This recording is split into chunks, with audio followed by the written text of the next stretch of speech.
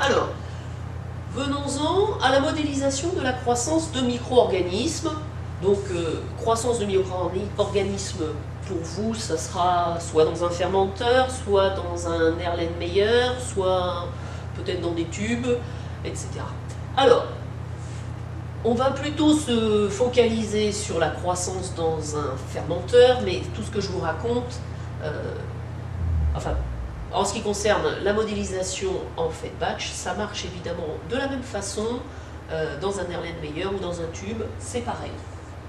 C'est juste un petit peu plus général dans le fermenteur. Donc, ce qu'on va faire dans un premier temps, c'est énoncer les principes généraux de la modélisation de la croissance des micro-organismes dans le fermenteur. Et on va voir trois types de fonctionnement: fonctionnement batch, fed batch ou continu.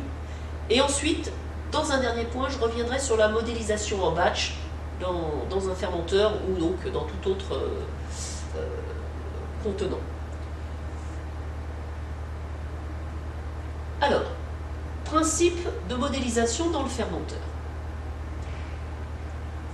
Donc, vous connaissez tous les bioréacteurs, fermenteurs ou propagateurs. Donc, c'est un appareil dans lequel on va multiplier des micro-organismes.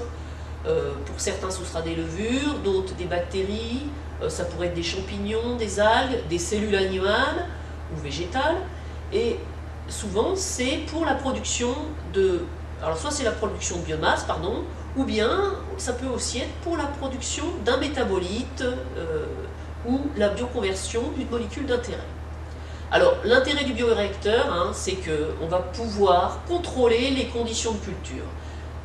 La température d'abord, le pH, l'aération, donc est-ce qu'il y a bien suffisamment d'oxygène pour maintenir la population, qu'elle puisse continuer à respirer. Donc c'est l'intérêt du fermenteur. Dans cette modélisation, on s'intéresse au développement contrôlé de micro-organismes dans le fermenteur et on va étudier l'évolution de leur croissance. Donc je vous rappelle que je suppose que la population, la répartition de la population est supposée homogène, c'est pour ça que je peux utiliser des équations différentielles. Alors, ici, je vais vous présenter un modèle qui ne prend en compte que l'évolution des concentrations des micro-organismes et des nutriments. Là, je n'ai pris qu'un seul nutriment, on pourrait en mettre plusieurs. L'idée ici, c'est de mettre le nutriment qui va être limitant, donc celui qui vient à disparaître en premier et qui fait que la population, le fonctionnement de l'évolution des concentrations de micro-organismes peut éventuellement changer après quand ce nutriment a disparu. Donc les conditions de culture, température, pH, oxygène, tout ça c'est supposé constant. Sachez que, par exemple, en ce qui concerne la concentration d'oxygène, on pourrait très bien la rajouter comme variable et non plus ne prendre en compte que la concentration des micro-organismes et des nutriments, on pourrait aussi prendre la concentration d'oxygène. Pour simplifier, nous, on va prendre concentration des micro-organismes, des nutriments. Donc, ici, puisque j'ai deux populations, micro-organismes, nutriments, je vais avoir non pas une seule équation différentielle, mais un système. Donc, c'est-à-dire deux équations différentielles, et évidemment avec des équations différentielles qui sont liées l'une à l'autre. Alors, bon, dans certains cas, on va voir, en particulier en batch, on va pouvoir réduire ce système finalement à une seule équation différentielle et une équation algébrique. Alors, venons-en à notre expérience. Qu'est-ce qui se passe? On va placer dans la chambre du fermenteur des organismes qu'on va appeler biomasse. Donc X de T, c'est la concentration de la biomasse, d'accord? Et on va étudier son évolution au cours du temps. Cette biomasse, elle est alimentée par des nutriments qu'on va appeler substrat, S de T. Donc on va aussi suivre l'évolution au cours du temps de la concentration de substrat. Donc je vous rappelle, donc ici, notre biomasse et notre substrat, une certaine concentration, X concentration de biomasse, S concentration de substrat. Ici, l'entrée dans le fermenteur avec un flux qu'on va noter F in, flux d'entrée. Alors, qu'est-ce qu'il apporte ce flux? Il apporte des nutriments, donc des substrats, à la concentration S indice IN. Okay, donc ici rentre du substrat. Et que se passe-t-il? Eh bien, il peut éventuellement y avoir une sortie. Le flux de sortie va être noté F indice EX. Okay. Évidemment, ce flux de sortie, il va entraîner de la biomasse et du substrat. Alors, si F in c'est le flux entrant et FEX le flux sortant, le volume dans le fermenteur va varier. Et il va varier comment? Eh bien, les variations dV sur dt, c'est Fin moins FEX. Donc V, c'est le volume dans la chambre. Et il va donc varier selon l'utilisation du fermenteur. Alors, en passant, Fin et Fx, ce sont des grandeurs physiques. Elles vont s'exprimer en volume sur temps. Vous voyez que c'est égal à du dV sur dt, volume sur temps. Donc, les flux, l'unité des flux, c'est volume sur temps. Et lors de l'étape de modélisation, il faut être très vigilant avec les dimensions. Il faut arriver à écrire des équations où les dimensions à droite et à gauche de l'égalité sont les mêmes. Alors, pour notre modélisation, dans le cas général du fermenteur, quel que soit on va dire le fonctionnement, ou le fonctionnement plus général finalement, qui est le fonctionnement en continu, il va falloir prendre en compte deux choses. La partie biologique, c'est-à-dire ce qui décrit les processus biologiques ayant lieu à l'intérieur du fermenteur. Donc on imagine là le fermenteur qui est fermé, okay. Que se passe-t-il à l'intérieur? Donc partie biologique. Mais d'autre part, il va falloir prendre en compte aussi la partie physique qui va décrire les flux de matière éventuels dus à la circulation ou non de liquide. Okay, ce n'est pas un milieu qui est fermé, quand on l'utilise en continu, il y a des entrées, il y a des sorties, et évidemment ça va avoir un impact sur les concentrations à l'intérieur du fermenteur. Donc pour expliquer comment on modélise tout ça, on va scinder le problème en deux parties, deux étapes. Donc ici, la difficulté de cette modélisation, c'est que on ne raisonne pas avec des densités comme tout à l'heure ou des nombres d'individus, mais avec des concentrations. Or, une concentration, c'est forcément relatif à un volume. Et là, notre volume, quand je vais utiliser mon fermenteur en continu ou en fait batch, le volume, il va varier. Okay. Donc ça, c'est ça qui complexifie la modélisation. Alors, les principes généraux de modélisation.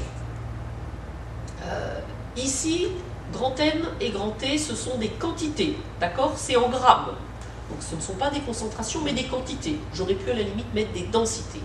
Donc des quantités à l'instant T. Quand on va écrire dN sur dt égale mu n, ça, qu'est-ce que ça veut dire? Quel principe ça symbolise ou ça modélise? Eh bien, ça modélise la croissance de n au taux mu, comme on l'a vu tout à l'heure avec le modèle de Malthus. Alors mu, ici, je ne fais pas d'hypothèse dessus, constant, pas constant, peu importe. Mais ça, cette équation, c'est la croissance de c'est la croissance de n au taux mu. Ensuite, cette équation ici, dn sur dt égale moins sigma m de t, qu'est-ce que ça modélise quoi? Eh bien, ça va modéliser l'absorption de la quantité m par n au taux sigma. Ensuite, troisième équation, dn sur dt, c'est quoi? C'est moins f indice EX de n sur v, et c'est la diminution de n par extraction de n au flux f indice EX. Donc c'est ce qui va sortir du fermenteur. Donc voilà comment on modélise la diminution de n par extraction de n au flux fx. Alors, on divise par v pour des soucis de compatibilité des unités. Ça, je vous rappelle que c'est du volume sur temps, ça c'est une concentration, et ça c'est un volume. Donc, volume sur temps, ici ça fait du n sur t, et ça nous donne bien n sur t. quatrième équation, dn sur dt, c'est égal à f in, on ne voit pas très bien, c'est n in sur v. Qu'est-ce que ça modélise ça? Eh bien, ça modélise l'augmentation de n par ajout de n in au flux f indice in.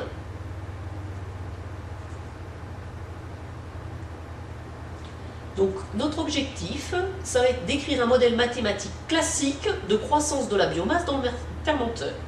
Sachant quoi? Sachant que la biomasse a un taux de croissance spécifique qu'on va noter mu. Donc, le taux de croissance mu. La biomasse va consommer du substrat pour sa croissance au taux d'absorption sigma. Du substrat de concentration S-in va entrer dans notre fermenteur au flux F-in, et du substrat et de la biomasse vont quitter le fermenteur au flux F indice EX. Alors, première partie, la partie biologique. Qu'est-ce qui se passe en l'absence d'échange de matière et à volume constant? La biomasse va consommer le substrat pour sa croissance et le taux de croissance spécifique, c'est mu. Donc, comment je vais écrire ça? Eh bien, je vais écrire que dx sur dt, c'est mu fois x. Croissance exponentielle si mu est constant. Ensuite, la consommation par la biomasse du substrat va induire une diminution de la quantité de substrat à un taux d'absorption sigma. Donc, ds sur dt, ça va être moins sigma fois x. On fera souvent l'hypothèse que sigma, c'est un mu sur un y comme yield, de x sur s, c'est-à-dire le rendement. Ça, ce sera le rendement. Donc, voilà pour ce qui est de la partie biologique en l'absence d'échange de matière et à volume constant. Si jamais le volume varie, on va remplacer x, la concentration ou le nombre d'individus, par x fois le volume. Partout, ici, au lieu de parler de x, si le volume varie, je vais parler de quantité. Donc x fois v, c'est la quantité de biomasse.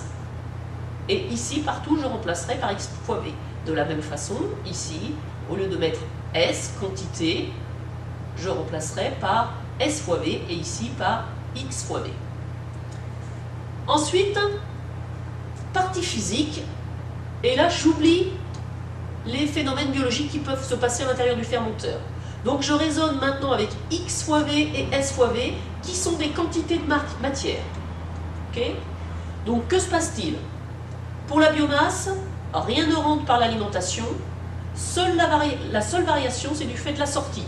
Donc à ce moment-là, pour ma biomasse, eh bien, les variations de la quantité de biomasse, donc la quantité de biomasse, je vous le rappelle, c'est x fois v, eh bien c'est juste dû à la sortie.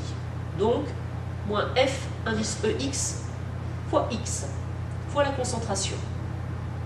Ok? Donc là, c'est la concentration. Il suffit de regarder. Ça, c'est volume sur temps.